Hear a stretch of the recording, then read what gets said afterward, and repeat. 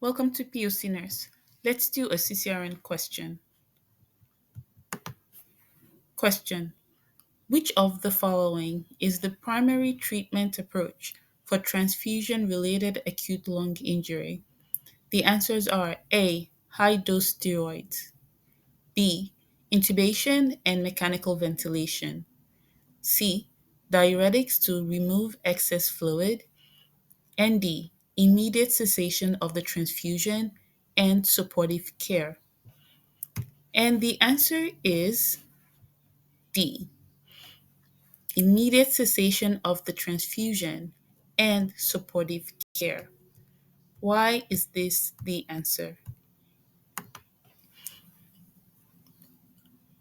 Immediate cessation of the transfusion and supportive care is correct because the primary treatment for TRALI is to immediately stop the transfusion and provide supportive care such as oxygen therapy or mechanical ventilation, depending on the severity of the patient's symptoms.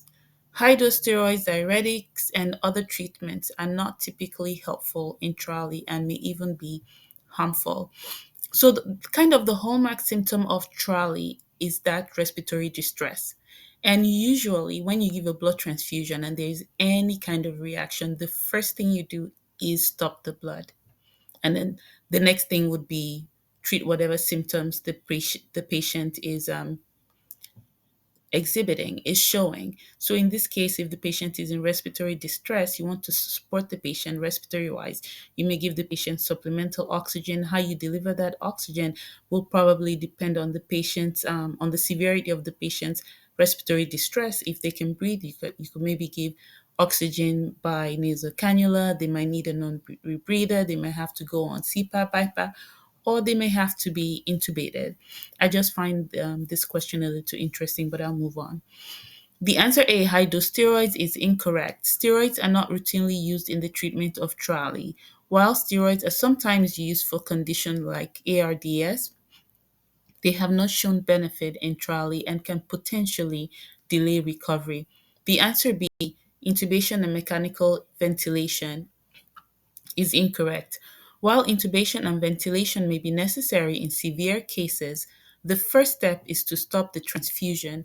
Mechanical ventilation is a supportive measure if the patient's respiratory distress worsens.